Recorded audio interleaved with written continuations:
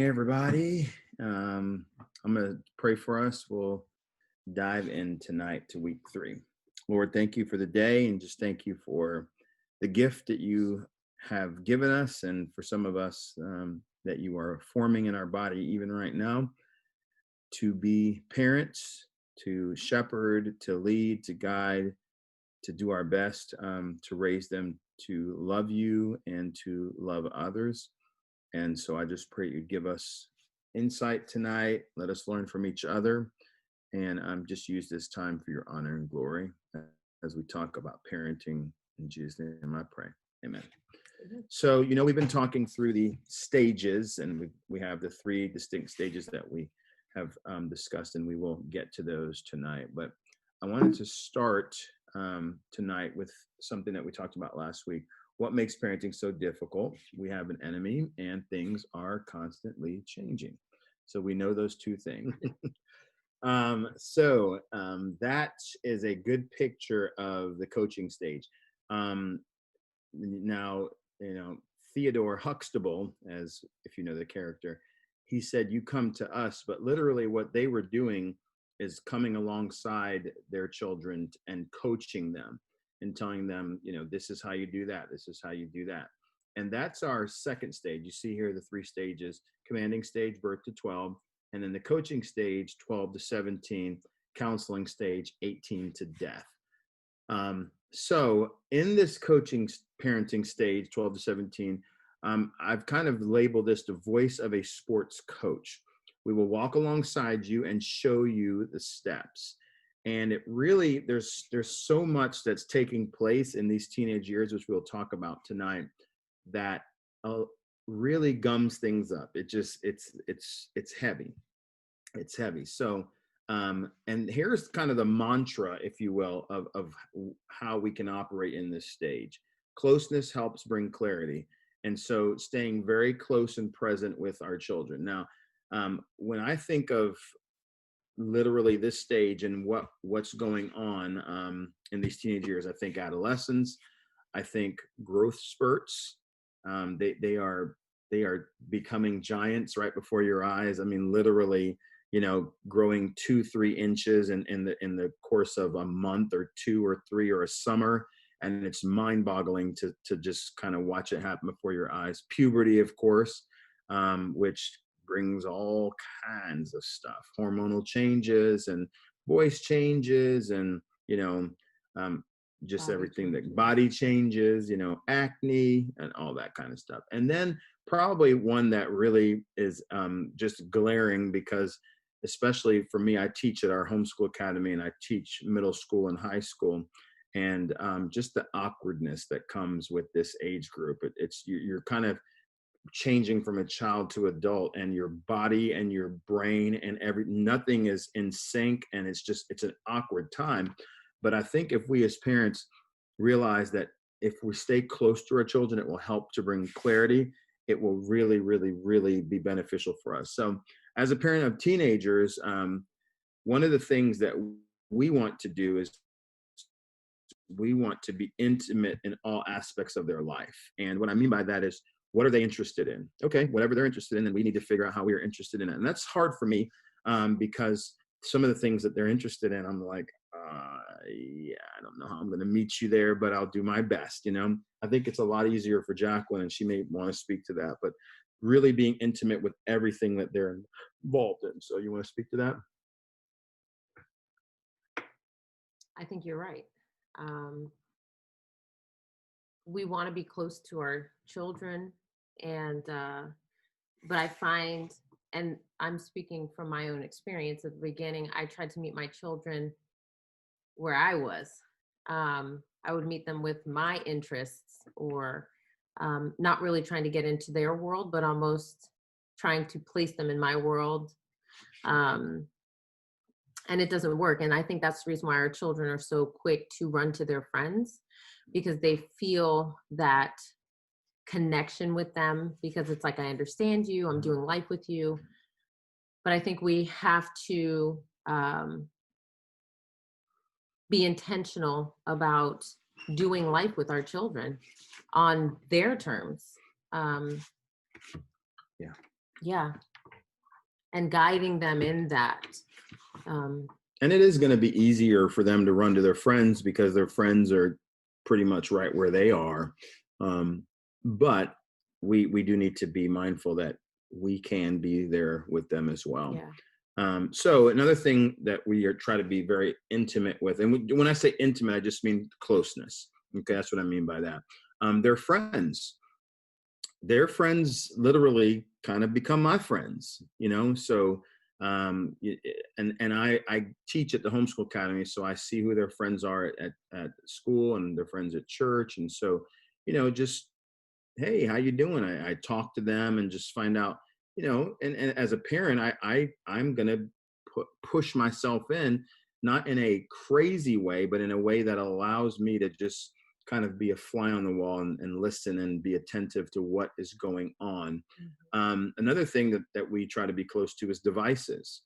This one's difficult because especially right now with coronavirus going on, the pandemic, there's a lot of device use, whether it's TV, whether it's an iPad, whether it's, Dad, can I borrow your phone? And, what are they looking at? Why are you looking at this video? What's this all about? And just making sure that we are not allowing the world to infiltrate in a way that is going to really be harmful for our children. So we stay very close with that. Bedroom. And so what I mean by bedroom is what's going on in there? Literally what is taking place in there. And so giving them some privacy, but letting them know that this is a family, we are a family, and we're here to help you and guide you. And so we stay close to what's going on in there. Education is one. Knowing what they're being taught and how they're processing what they're being taught, not only at school, but at church. There's some education that goes on at church. And how are you processing what you're hearing about God's word? How are you processing what you're hearing about sin and life and everything that you hear at church and at school and even media? How are you being educated? And so that's something that's important to us. And then being close to the hormones and literally, and what I mean by that is literally thinking, okay, the reason that he is saying that is because there is a raging bull in there that's trying to get out.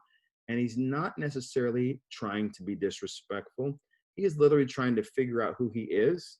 And so he's verbalizing this in a way that allows me to know I've got a little man coming there. And so recognizing that and not shaming him or not dismissing him, but literally allowing him to flex a little bit, So I want to stop sharing here and I want to bring them in. Tonight's going to be a lot about them question wise. And so if you've got questions that you want to place in the chat or in the Q&A, you can, but I'm going to ask Sebastian and Simone to come and let them introduce themselves a little bit, tell you what they're interested in and how old they are, what grade they just finished, all that. So here they come. So I'm going to back up a little bit and here we go. We have space for you, Simone. It'll make space for you, Simone. All right. So Jacqueline just got pushed out. No, let's do this. All right. Okay. So there they are, the two. They're our oldest. And so Sebastian, why don't you introduce yourself and tell them who you are, tell them your age, grade, and what you're interested in. Okay. I'm Sebastian Anderson. I'm in 10th grade, 15 years old, and I like playing video games. Okay. All right. Hi, I'm Simone. I'm 14 years old. I'm in 9th grade, and I like singing and dancing. Singing and dancing and video games. Awesome. Okay. So I am thankful that you guys are here and you wanted to be a part of this. You were asked if you wanted to be a part and you said yes. So we're not forcing them to do this, but I'm glad that they admitted. Why are you laughing? I'm just You were not forced, right? You were not forced. Okay, all right. I just want to make that clear that you were not forced. So I want to ask. I have some questions here, and you guys please put some questions in the chat so that because I wanted this to be more than any other week. I wanted this to be a week where we really heard from, because this time right here is very difficult because of so much change taking place within themselves. And so I wanted to have just a very honest conversation with them in regards to, how are they seeing parenting from their eyes. So if you've got specific questions, please put them in the chat and the Q&A. Okay, nothing yet. All right, so first question is, in our parenting, what is something that we do that you appreciate? And we'll start with you, Sebastian. What is something that when you think of our parenting, you're just like, man, I really appreciate that blank? That y'all let us speak our mind. Okay, Not so just anything, but you let us be like vocal with you. okay, If you have so a problem with something. okay, great. So I think you heard that. So we allow him to be open and vocal with them. So okay, Simone, what about you? What is something that you appreciate about our parenting? I appreciate it, even though I don't like it. I appreciate that you make us do chores because it teaches us good work. Okay, so chores. Okay, awesome. All right. So of course, with the good, we want to hear something that maybe we can be constructive. So what is something that you wish we did not do as parents? Like I wish you did not, and then tell us what you wish we did not do. Probably that you were not so controlling sometimes. Okay, so I think you heard Sebastian say that we're not so controlling. So tell us something that you feel controlled with, that you're just like, man, I just want freedom to blank. What is something that you feel controlled with? I don't know. But I have to have like in the moment, or like if there's an example, I would know. Okay, so literally it's there are times when things take place and you're like, I just wish that I could just do whatever I wanted to and I wasn't controlled in this situation. Okay, all right. Simone, what about you? You can't think. You can speak. I can't think of anything. Something that I'd like to change. Yeah, something that you wish we did not do. Like you literally wish. I know it gets on your nerves, both of you, when I constantly ask you, how are you doing? How are you feeling? Oh yeah. And trying to pull out, what's going on. And most times your answer is, I'm fine. And sometimes I think, I don't think you're fine. So I continue to, please tell me, probe and what's going on, Okay, you have something, great. I absolutely cannot. Okay, I cannot stand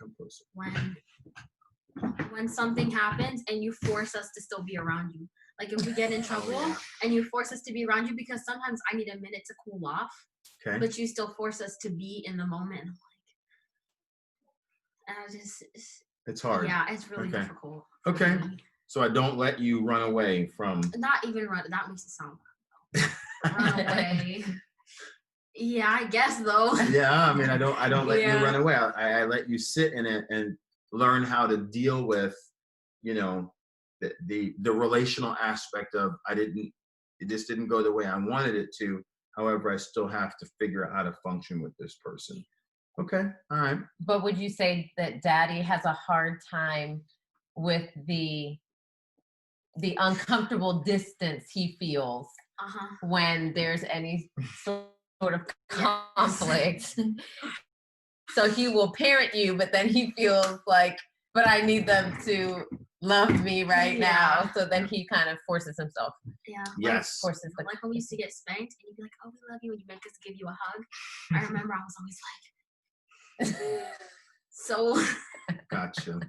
Well, hopefully you won't get any more spankings. That would be a little awkward at your age. Yes. Yeah. All right. So here's a question for you, Simone. It is important for me that my dad blank. So you fill in the blank. It is important for me that my dad blank. Oh. And Sebastian, you be thinking, and yours is important to me that my mom blank. So. I guess it's present. That you're there, because sometimes I don't want your help, but I need your help. So I need to know that you're there, even if I don't want you to be there.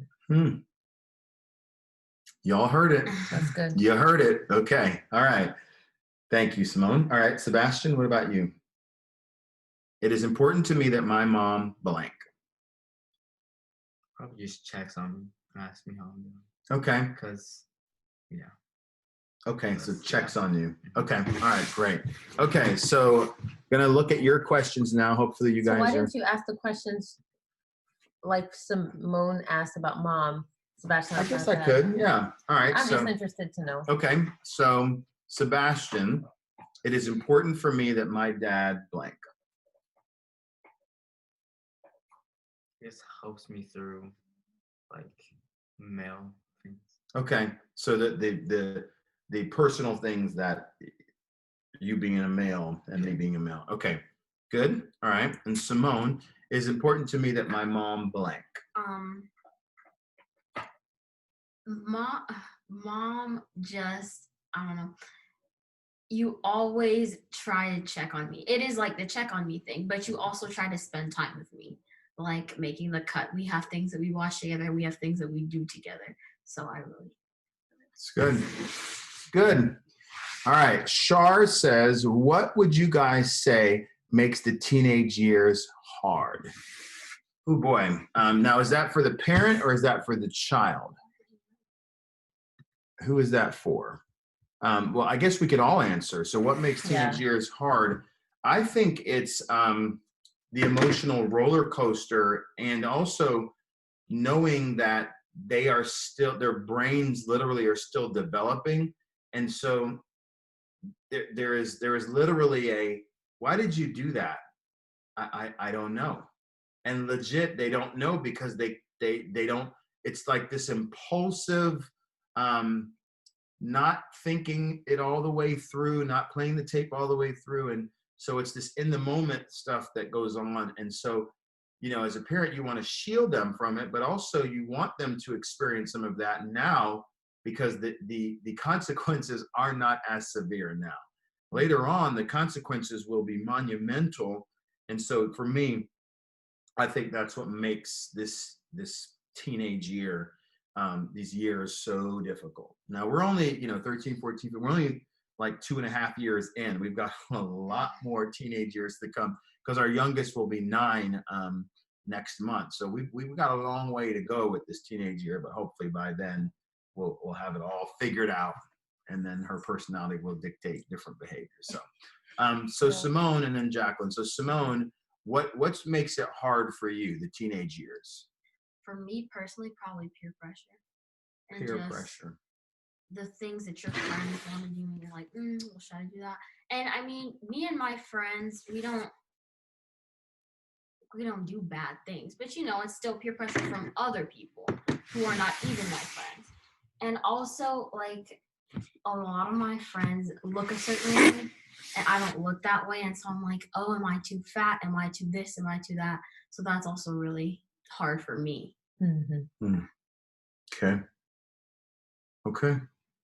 It's good. Thank you. That is very good. Sebastian, what makes teenage years hard? Just add something and then I forgot. Okay, maybe it'll come back. Mom, go. No, I'm thinking about it. Okay. So the teenage years for me, it's really funny how before you have children, you don't realize how you were brought up, how that funnels into your parenting. And for me, I grew up in a home where my parents did not talk to me about sex. They didn't talk to me about being an adolescent. They didn't talk to me about any of that stuff. And so that I made some really bad decisions and choices.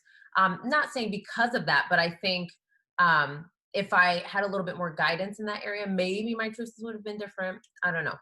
But I will say that part of it has always been a very scary place for me. Like, I've never wanted to talk to my children about sex or nothing like that. And so coming into that place now where we have to start discussing that, and we're discussing body changes and menstrual cycles and things that boys go through, it has just been extremely difficult. And I've seen the Lord really work in me and show me some areas of fear that I think if I didn't address those things, they would hinder me as a parent. And so I would say the teenage years, that's been the biggest thing for me, that part. And then, I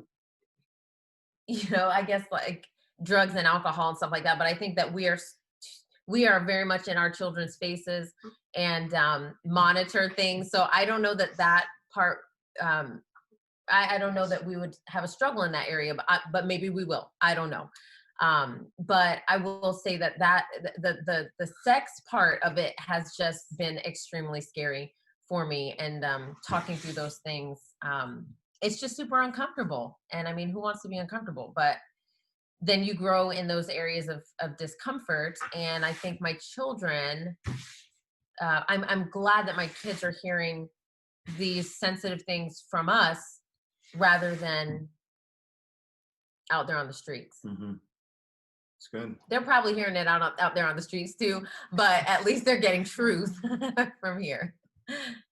Sebastian, did you think of Yeah, I something? remember. Okay. It was wanting to be accepted by people around me. So by both white people and black people, because I not sound, but I don't talk like a black person. Well, it's kind of like that, but You've been, so people have told you yeah, that you sound a certain way. yeah, And so with sounding a certain way, it's like, wait a minute, I want to be accepted by black, I want to be accepted by white. And so there's a struggle to figure out how you fit in.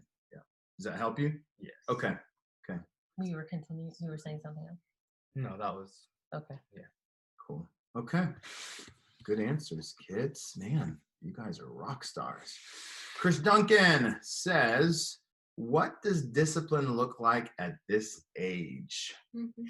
Oh boy. I'm gonna say this is a moving target. And when I say moving target, I mean literally it could change from day to day.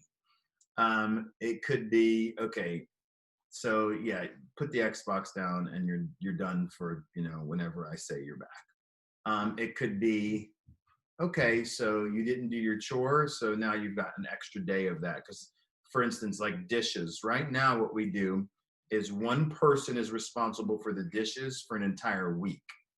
And it rotates between the 3 oldest children. So literally breakfast, lunch, dinner, empty the dishwasher, load the dishwasher. Everybody's supposed to put their dish in after the meal. But literally there's one person that's in charge. And then on Wednesday morning, so tomorrow morning, Sebastian passes it off to Simone. And so let's say, for instance, that he just forgot to load the dishwasher, Tuesday night, and we wake up and there's all these dishes. Guess what? Sebastian may have earned himself an extra day or two. So that's literally how we do it. We don't spank at this stage, but we will take things away. I've tried not to say, hey, you want to go there? You want to go to that place? You want to go to that party? Well, guess what? You're not going. Because that could be really hurtful, especially because we homeschool and our kids aren't around their friends as much as traditional schooled kids. And so it's really a moving target. And it depends on the personality of the child too. Because for one of the children, you sit down and you just say, listen, I'm very disappointed in you for making that choice, doing this. And then the world, they crumble. The other one, it's like, okay, listen, I'm taking this away for a week because of what you did, your disobedience or your disrespect, whatever it is. So it really is a moving target. I don't know if you want to answer. No, that's about right. And we don't double, triple up on the consequence. So we don't say, you're not going to watch TV and you're not going to use the phone and you're not going to talk to your friends we don't do that. We decide on what that consequence is going to be, and it will be that one consequence. Does that make sense? Yeah. Does that sound about right? Or are we talking in la la land? Is this right? Yeah, that's right. Okay. All right. I have a question. Do you think that our discipline at this stage is fair? Yeah. Mm-hmm. I do. Okay. Okay. So keep on coming with the questions. I don't see any more questions. So Sebastian and Simone, when you think about the fact that you, especially you, Sebastian, you're 15, you're about to enter 10th grade, so you have 3 more school years in our home and then off to college. What are some things that you will take with you that you're just like, man, I am so glad that my parents taught me this, because I can already see from having some older cousins or from what I see on the news or what I see on TV that is going to be very important for my future. And Simone, you can be thinking about that too. So I haven't seen this on TV or stuff, but my faith is definitely something I'll take with me. your faith? Yeah. Okay. And my We're telling them to talk louder. probably like gentlemanship or something like that. Okay, like so being a gentleman. chivalry or something. Chivalry. Yeah. Ooh. Awesome. Okay, good. So chivalry or gentlemanship, as Sebastian said. I like that. I think I would use that. Gentlemanship and his faith. Okay. Awesome. Do you think your father is chivalrous? Yeah. Well, I had to think about Sometimes, it. yeah. Okay. Not always. I try. A lot of times you are. Okay. Well, thank you. All right, Simone, what do you Oh, I was gonna go in a completely different direction from Sebastian. I was gonna say more like respect, how to carry myself, good worth ethic, those kind of things that will kind of get you far in life. And then my faith too, because you drilled it into us. But I've drilled it into you. All right. Okay, I don't see any more questions. You guys, keep them coming if you have questions. You may not have questions, you know. So in regards to being a teenager, and you guys have the opportunity, privilege, benefit of, or some would say it's not a benefit, of being the older two. And so we literally are practicing everything on you. We're learning how to do this because we've never parented teenagers before until now. And so we're learning what to do now. How do you view your role as siblings helping us parent the younger two? Because in a sense, you know, in a family structure that you're not their parent, but you are older, you're wiser than they are, you've experienced some things. So how important do you see your role and what we have taught you and how we've trained you that you can then pass it on to your siblings? Shooting off the cuff here, because we didn't have that question that just popped into my mind. do you mean like, is it important? Well, yeah, is it important? And do you see it as something that you can help with? So as we parent you, and sometimes there is a bit of you parenting each other, you know, whether it be you saying to Sebastian, I don't think you should do that, or him saying it to you, but especially with your younger two siblings, how do you view that? Do you even think about that?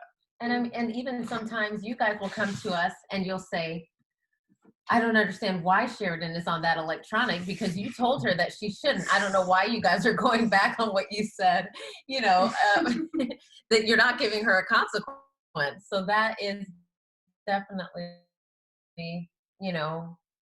Yeah, I think we do help parent them sometimes because we're the older siblings and they'll listen to us sometimes. Shiloh is better with it than Sheridan is because Sheridan's younger and she's like, oh, I know what's best. And so we just kind of, I feel like I more have to pass her on to you. But Shiloh is very good with listening to everyone and taking everybody's advice. So I think it's good. pretty important. That's very good. What about you, Sebastian? And Sheridan will sometimes listen to me. I feel like she listens to me a good amount of the time. And Shiloh as well, but And you think it's important that they listen to you and that you were present to help them? yeah. Good. Okay. Paul and Shar, to the parents, how do you balance being a coach without overtly focusing on being their friend? I'm old. Boy, I don't know if for me, I am I guess I don't even really care too much about how the friendship thing is viewed. And what I mean by that, on the side of being overly like them thinking we're buddies, you know, in a sense, I think there's a healthy balance. And I think it's, for us, it's a natural balance of being their friend versus being the dictator parent. And I think where it comes in and the balance, I guess that was specifically the question, is our children, different than how we grew up, they are allowed to share their feelings. They're allowed to say, you know, this, I don't like this. Okay, tell me why you don't like it. And they tell me, okay, well, I'm sad. I'm sorry you don't like it, but it's going to stay that way.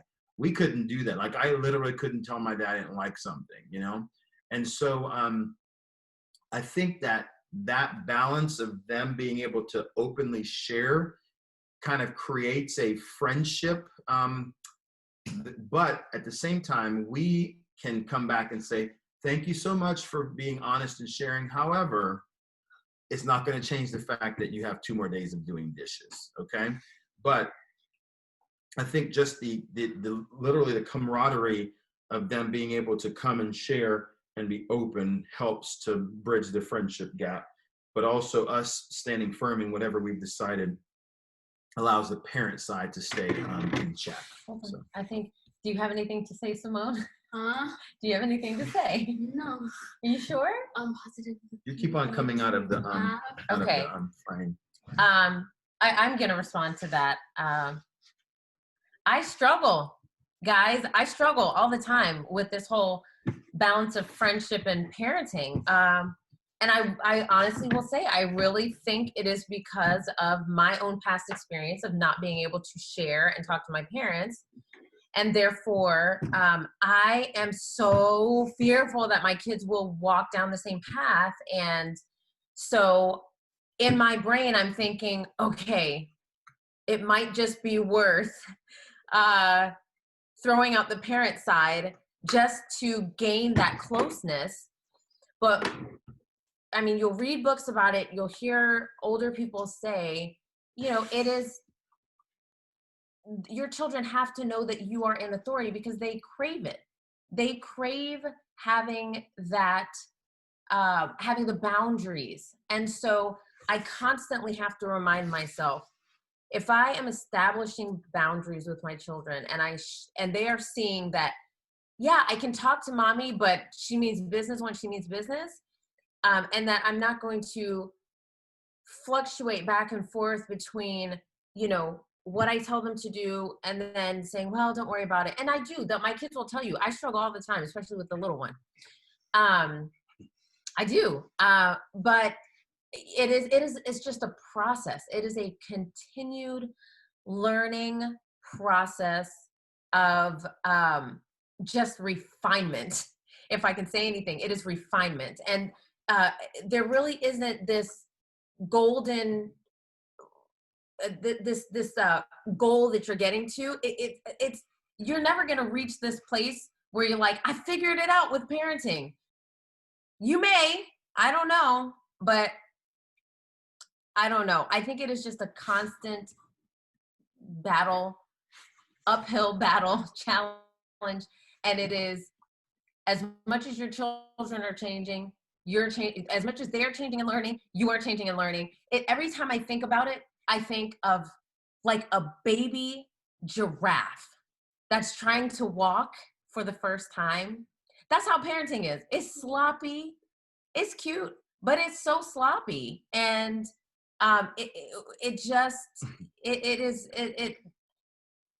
it's just like that, where you can't find the words. It's like that. Sloppy. That is it really is. Yeah. It's a work in progress, continuum. So, yeah. Chris Duncan, is there any challenges with parenting the opposite sex? I'm gonna say,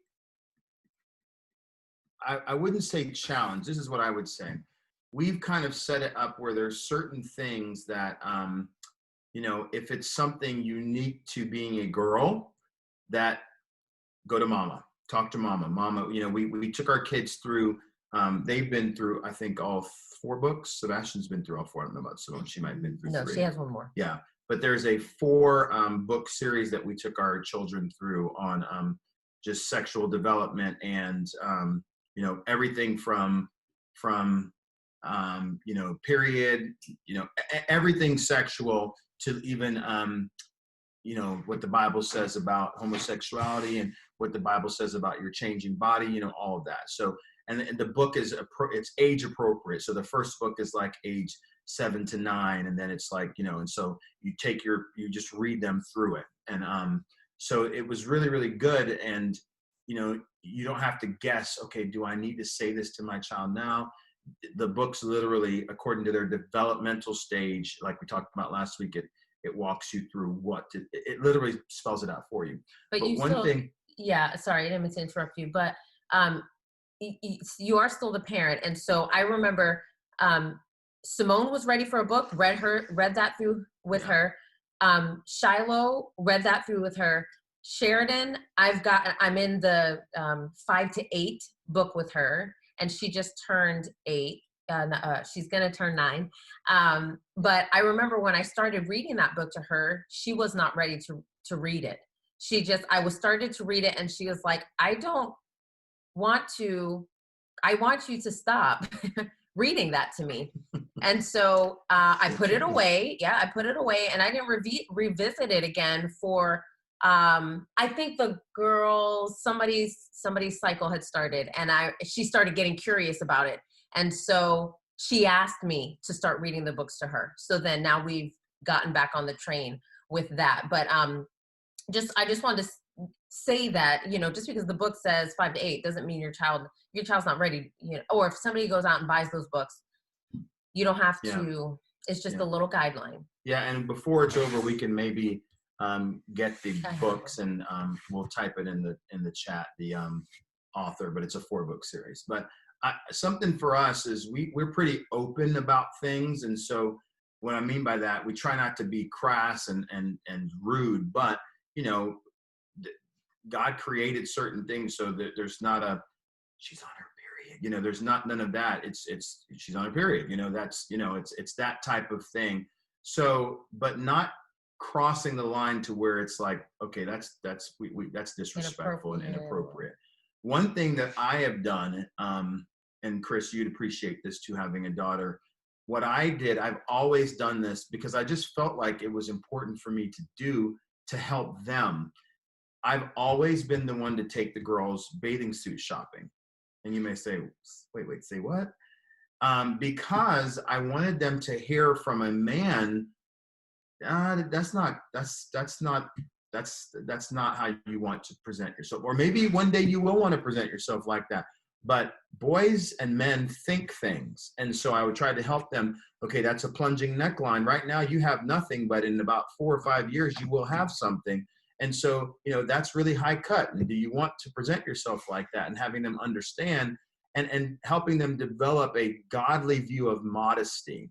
And so I've always been the one to take them bathing suit shopping. And we make it a thing. We literally make it a thing where we'll go out to eat and have fun, and we'll do some clothing shopping. But they know when it's time to go bathing suit shopping, Daddy's going with them. Daddy's going to take them. Mommy doesn't even go. Daddy takes them. And Simone just said, say it out loud. I didn't even think about that. Simone didn't even think right. But I'm the only one that's ever taken me. Yeah. She didn't even think about it, but that was intentional, And so I would say there are things that intentionally were done to make sure that they could see from a man's perspective. Oh, okay. Daddy always told me that's kind of what the scenario I wanted. Daddy always told me that this was important. So I might want to not do that, that type of thing. And then with Sebastian, we're the same gender. So there are things that Sebastian will come to me about, and he will not go to Jacqueline. And so that's a thing that we have just chosen to do as a family, that, listen, Simone, if there are things that you want to go to Mommy with, and I know for Chris, with you being a single dad, some of that is a little, it's like, okay, well, it's just me. So how do I do that? And, God will send you somebody, as I know you're dating. So I'm just speaking. I'm speaking it. All right. So let's see here. Do they earn an allowance? Ernesto, do they earn an allowance? If so, how does that work for your family? Ooh, I love that question. Jacqueline, you want to address that, or you want me to?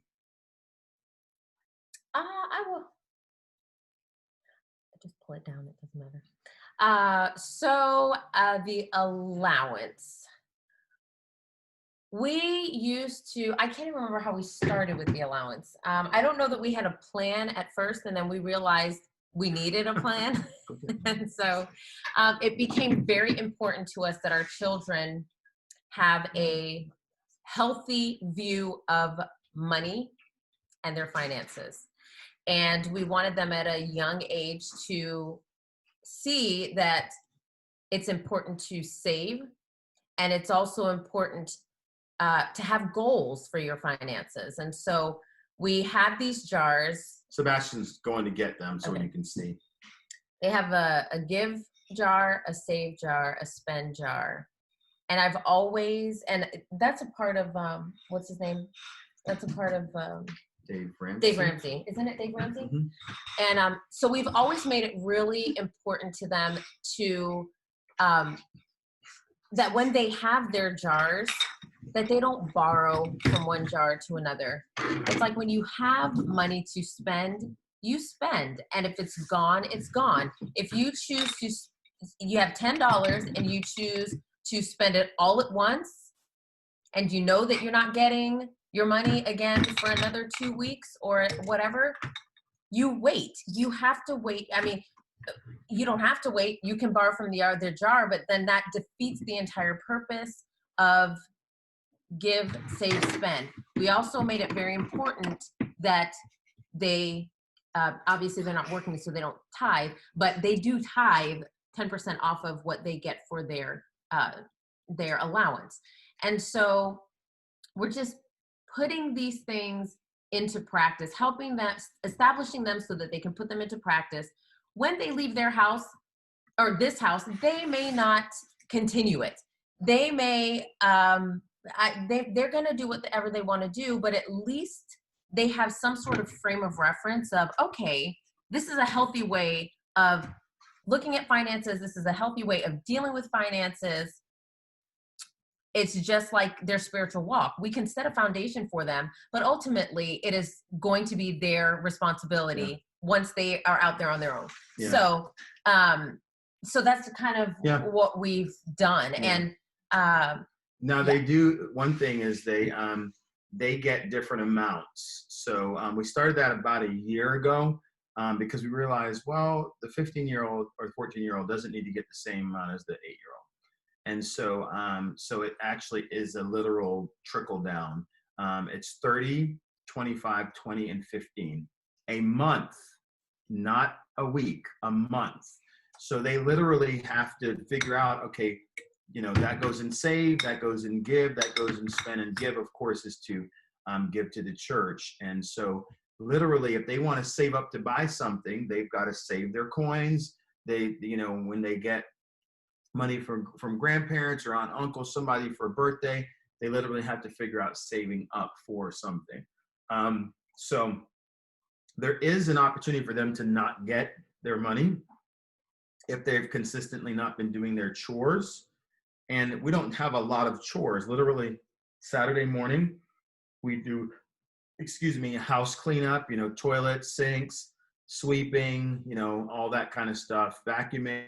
And if you aren't persistent in keeping up with that, you know, when it's time for allowance is on the 15th, it maybe you're not getting anything. Sorry, you missed that. And so that keeps everybody kind of in check of making sure that they do their chores. And I'll just say something really quickly about the chores, really quickly about the money. And with the chores, we don't do it, oh, this is age appropriate, that's not age appropriate. We have a little jar. We have sticks, like popsicle sticks. We've written down the chores on the popsicle sticks. And every Saturday morning, everyone comes and draws what they're going to do. And that's what you do. Sometimes you'll get toilets. I lied. We Never don't do that mind. anymore.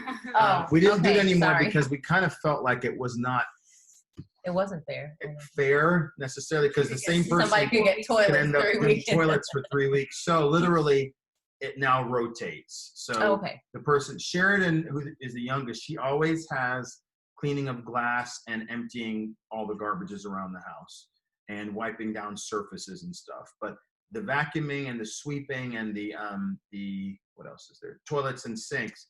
that rotates between 3 older ones. So that's their big chore thing. So the money too, I was just going to say, the reason why we've chosen also to do it this way with the jars is because I think it's really, really important for our children to learn patience, just like us as adults. You know, we have at times been in debt. We are about to, in the next month, be completely debt free. And so it's really important to us that our kids learn how to be patient. If I don't have the money for something, I just wait until I can save for it, because it's not a good thing to, yeah, it's just my own, for our home. It's really important for us not to be in debt.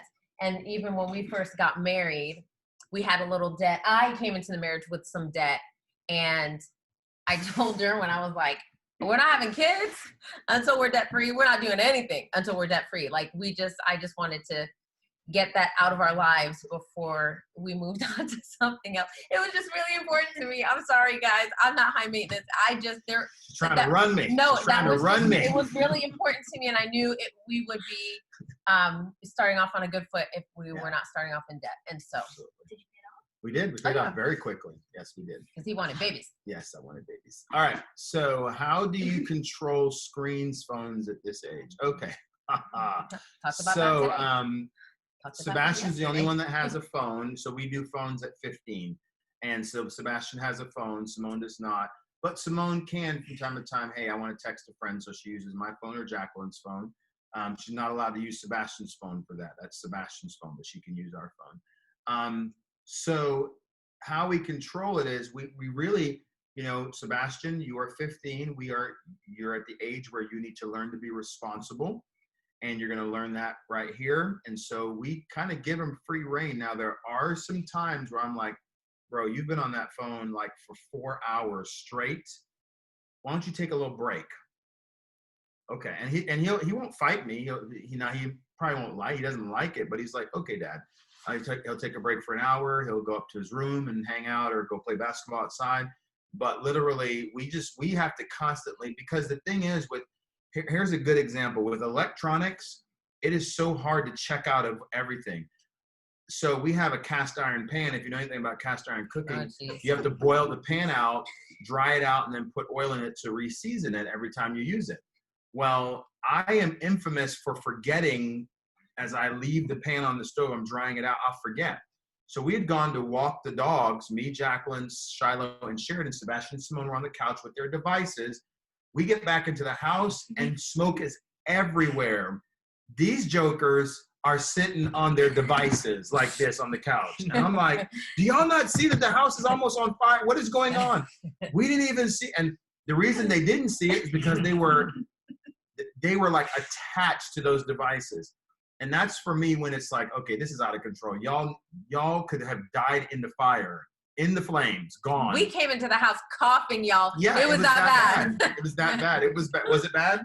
It was bad. But it was because you become like a zombie with the device. And so from time to time, like literally today was one of those days.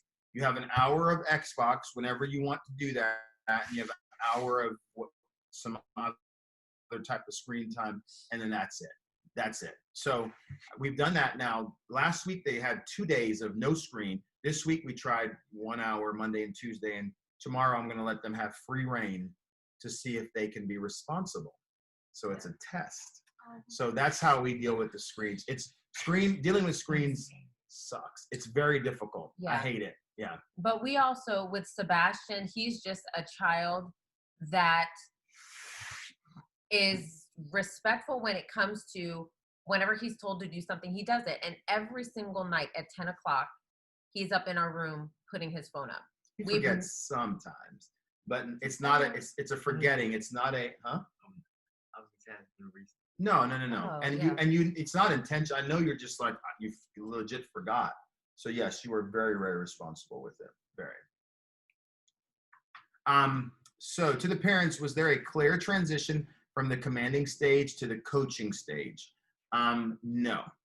not in my mind, I don't know if Jacqueline was saying the same. I agree. But what I would say is, and each child's personality and level of maturity will allow you to know when you're there. When they start to kind of, I got it type stuff, but they really do, they really can do it. Because at the end of the commanding stage, they think that they can do things, and you're like, okay, you're not thinking this all the way through. You can't do it. You can't even lift that. But then they get to the stage where, Dad, I can do it. I'm going to show you. And they do, and you're like, oh, so you really can do that. So you start to see, but it's different for each child, I think. And the child will let you know, okay, we've crossed over now. So now I'm not commanding and dictating to you. Now I'm kind of here, and I'm literally, we're in a different stage now. I don't have to just tell you everything. So yeah, I can coach you through. This question is for the kids. This next question says, did you experience a transition in how your parents treated and responded to you between the commanding and coaching stage? So did you see a difference in how we related to you? Yeah, so you've got the commanding stage is literally where we like dictate everything that you do, everything. Like you don't even have a say, basically where your sisters are. And then this next stage is where you're like a sports coach that's literally there helping you when you need help and not kind of forcing things on you. Okay, so we're here to coach you. So did you see a direct, like, how we treat you differently? You're smiling. Yeah. Yeah. So what is? Tell me what you're smiling about. I think I know, but I mean, there's a clear difference, but you do still force things on us sometimes, and you force us to do things sometimes. Okay, so talk about that. What that is might that? Just be you. Mm-hmm. I don't know, because with Mom it's different. Right. So I feel like it might just be you. So I treat you like you're still in the commanding stage sometimes. Sometimes. Okay. Not that much, but. Yeah, but sometimes. Okay. So I need to realize that you are adolescent teenagers and kind of give you a little bit more hands off. I mean, I'm not saying all the time because no, you don't have to. You don't have to. Sometimes we don't got it. Don't say it like that. You don't have it. You mean? She said it on purpose, right? I know. Yeah, I know. Okay. Hashtag homeschool. All right. Okay, that's good. That is very good. That's very, very good. What about you, Sebastian? Well, is there a specific area that you feel like you would rather us be a little bit more hands-off than we are presently? And that kind of goes a little bit with Kate's question. Oh. The next question, so you can kind of combine. It says, for the teenagers, your parents told us that they try to remain close in all aspects of your life. Are there any areas you wish you had more space or freedom? Okay, so last year, I had a hard time juggling my schedule. And this summer, I've been like planning things out. I've been taking better care of the dog. And I would like if this year you guys could try and give me a little bit of room to just do my thing with my school, just a little bit. Okay. Because I know last year I did. So let me give you a little bit. It wasn't bad. It wasn't bad. I think that it was very difficult for you to juggle and figure out how much time you needed for this and that. So because of that, they are still doing math. So math. The schoolwork was supposed to end at the end of May when school ended, but because some of their work is self-guided, they're literally still doing math. Sebastian will be doing math for about another month. Simone will be doing math just for about one more week or two. I have like three more days. 3 more days. 3 more days. So what she's saying is we gave her some freedom. She didn't manage that too well, but she wants to try again, knowing that she didn't do it so well the first time. But now I know how to do better. And now she knows how to do it better. So yeah, and that's something we can definitely talk about and figure out how. And I think so this is what we did is I literally made them a schedule of their lessons and how many lessons they do each week, do each day, and they got way off. And I knew they were way off. And so one day I said to them, so I let them, I kind of said, I'm not commanding, I'm gonna coach you through this. So I just let it go. And then one day, probably 3-4 months in, I said, kids, can you tell me where you guys are math-wise? And they pull out their sheet because they're supposed to check it off. And they're like, Simone came to me almost in tears. Almost in tears. No, excuse me, That was in a tears. mess. She said, Dad, I am so sorry. I did not realize that I wasn't, I mean, she was far behind. But that was a clear for me, I'm going to let them, it's almost like, you want to be big, I'm going to let you be big. And hopefully you won't mess yourself up, you know? And so they learned, I don't think they enjoy still having to do math, but it's a lesson that next year I'm going to make sure I take care of business so that I don't have to do this. So that was for me an intentional, okay, I'm not commanding. I'm not commanding. You've got to learn. And a part of it too for me is, and for Jacqueline is, they're not going to always be in our home. And I want them to mess up now versus messing up when you get out there again, when the consequences are dire. I think too, there's a little bit of a dynamic between when you homeschool your children and when your children are not there all the time, because even with my kids and being in charge of their education, it's really challenging to have this authoritative perspective on things for a specific amount of time. And then you kind of get to that middle school, high school transition where it's like, you have to let go and you have to let them be in charge. Because even, I think it was not this past year, but the year before, I made this entire schedule and I was like, when you're done with your math, come to me, let me see it, check it off, It was this crazy constant. And I could tell they were angry with me that they had to keep checking in. And I was kind of, and I work from home. So they're coming in while I'm trying to work and they're like, okay, I did my math. Can you do that? Well, let me not use math as an example. I did my science and, check it off. And, it just got crazy. And so then finally, Derwin and I decided, yeah, we just have to let go. Let them, while there's still time, we're not trying to do this senior year and let them, fall behind. But, this was a great time for them to learn that lesson of, okay, I have to start taking responsibility for my stuff. Yes. You know what I mean? Because, and especially as a homeschool mom, I can't hold their hands and then walk them across that high school stage and then let them out into the world and then expect them to fly by themselves. I mean, it's just, there has to be that letting go while we're still here. Good. It's good. Right. What is the name of the books? You want to go find the books? Jacqueline's going to go get the books and we'll type the names in here. How do you prevent sibling rivalry?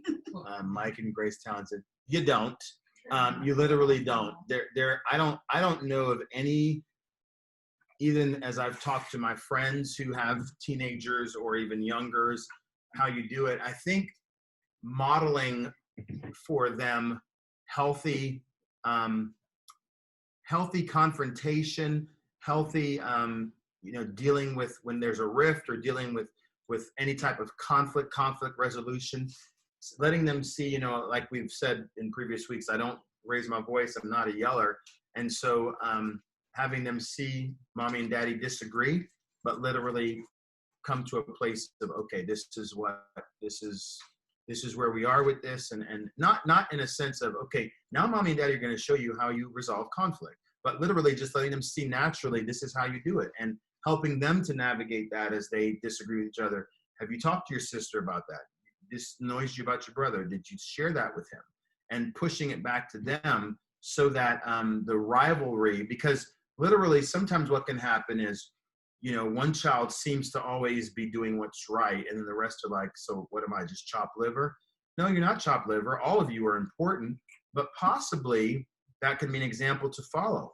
But also, we don't know people's hearts. And so sometimes somebody might be doing something and the intent may be just to have eyes on them and just to be praised, which that's not a good intention. And so what we have done is literally try to model for them healthy dialogue, healthy confrontation, healthy conflict resolution, but also to allow them the space to say, I'm really struggling with such and such. Okay, well, have you talked to them? Maybe you should try this. And I've watched them go and do that so that there's not this rivalry, but it's like we are literally here to all take care of each other. And one way I know that some of that has helped and really been like where you as a parent, because a lot of parenting is epic failure. You look at it and you're like, okay, yeah, I failed there. I didn't teach my child that. I didn't do that. Yep. Okay. At that age, they're still not, yep, that's my fault. But then you see the times when all four of them are sitting down playing a game and doing something, and you're like, okay, so taking away the devices for just a few hours was healthy. It was good. And it allowed them to get closer to each other. Right, Sebastian's poking me under the table. And so it literally is something where they're just like, you know what? Where I'm just like, this is helping to bring them closer together. It's not, and allowing them the space to be creative and to venture beyond the little box that we want to put them in.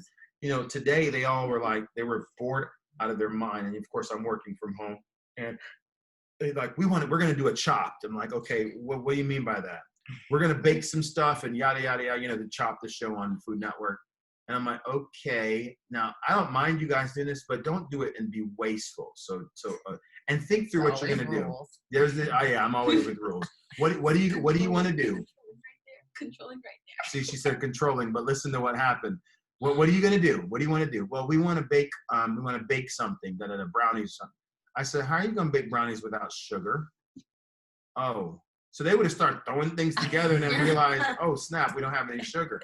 So I think the rivalry for me and helping to avoid the rivalry is literally staying right present with them through all of the ins and outs and all of the discussions and all the confrontation, and helping them to manage through that properly. So the name of the books is a four-part series, and it's called God's Design for Sex. There's 4 books. It's one Christian Book Award. It's by Stan and Brenna Jones.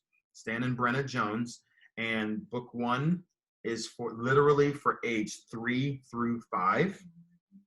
And then the next book is called Before I Was Born. So the name of the series is God's Design for Sex. But Before I Was Born, and that's age 5 to 8. And then the next one is What's the Big Deal? Why God Cares About Sex, ages 8 to 11.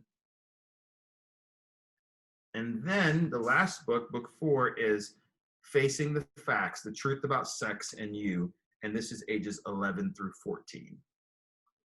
Yeah, and this first one is more like a storybook. You're just reading it to your child, like a story. This one is the same way. You're reading it like a story. And then once you get to 3, it's like a dialogue. It's a dialogue between like a child and the parent. So it kind of guides you. It kind of guides you with natural questions that the child is asking the parent that you don't even have to wait for your child to ask. So it really it makes it very easy. It takes the nervousness out of it of, oh gosh, what am I going to say? I mean, it just was a very good tool for us. Yeah, very, very good.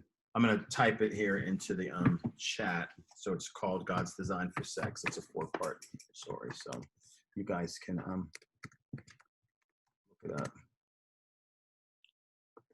Just have a few more questions and then we'll be done for the evening. So next question is, Ernesto said, can you share with us your thoughts on what age is appropriate for children, teens to start serving at church? Interesting. I think that is very specific to the child. We've always encouraged our children to serve if you feel like you want to serve. And I think some of that is just because it's been modeled for them serving. So it's kind of natural. Shiloh is going to be one of the people taking pictures at the Stone Mountain campus. Sebastian works and did work in the with the computer with ProPresenter, and was literally almost every Sunday, him and another kid served in that area, and he likes it, and he's going to continue when we start the Stone Mountain campus. Simone sang at the church with Jacqueline and I before we were Blueprint, and Shiloh started singing the last couple months. She was actually singing with us at the time she was 11. And so I think I can't say that I can put an age on it. I think that what they see modeled, they want to do. They literally like, mommy and daddy are doing it. Why can't I do it? And so I wouldn't put an age on it. I would let it be kind of something that it's directed by the child, but also encourage them. Hey, do you think you might want to serve in church? And if they say, yeah, then cool. If they're like, yeah, no, then no. Because if they would have told me they didn't want to, Simone was like, sometimes I don't want to sing. Okay, all right, well then, and it was hard because we needed her. But she was like, I don't want to sing sometimes. Okay, then fine, And so, for me, it was never when they hit this golden age, then it's time for them to start serving. It was, they saw us doing it, and they've always been part of, and I think they loved it. So correct me if I'm wrong. When we had work days at the church, they would come up and help clean and help do whatever needed to be done. And I think you guys enjoyed that when we were Stone Mountain, Woodstock Stone Mountain. When we were in Ohio too. When we were in Ohio. Yeah, and because they got to hang out with their friends, and they said they loved it, but it was because they were with friends, and so. That always makes the experience better if it gets them all together. Yeah, she said that makes the experience better. Can I ask a real quick question since you brought up church? Yeah, go ahead. Okay, so Simone and Sebastian, do you feel like we have forced our spiritual beliefs on you guys, or do you feel like it's something that you have, like, we passed down, or you naturally just feel like, no, I care to have a relationship with God? Or be honest, completely honest. You can say it loud. Mm-hmm. I feel like I care to have a relationship with God, and that y'all passed it down to us, not like it was forced on us. Okay. What do you feel? Yeah, I want you to answer with the truth. Honest. Yes. Okay, I care about a relationship with God, but at the same time, I feel like it wasn't forced. But that was our entire lives. Every move was because of a church. I think that's every single move was because of a church. And so after a while, I was like, I'm done with this. If we're moving because of church, then what are we going to church for? That's sometimes what I thought when I was younger, but now I get it, so it's fine. But I had a bad association with moving in church, and so I was like, oh, so then what is even why? Mm-hmm. So then that affected how you viewed God and your relationship with Him and all of that. And so I care about my relationship with God, but at the same time, I don't feel like it was forced, but I feel like it was definitely an important part of our growing up. Yeah. You're still growing. Yeah. But, until this point. Yes. Yeah. Yes. Okay. Good. Okay. Well, I think looks like we don't have any more in the chat or the Q&A. So, that is all we got for tonight. What time is it? It's 8:13. That's good. So, thank you guys for joining. We've got this was week 3. So we've got one more, and I've got a little surprise that I thought of last night for next week. So we will see you next week. All right. Y'all have a good night. Bye-bye.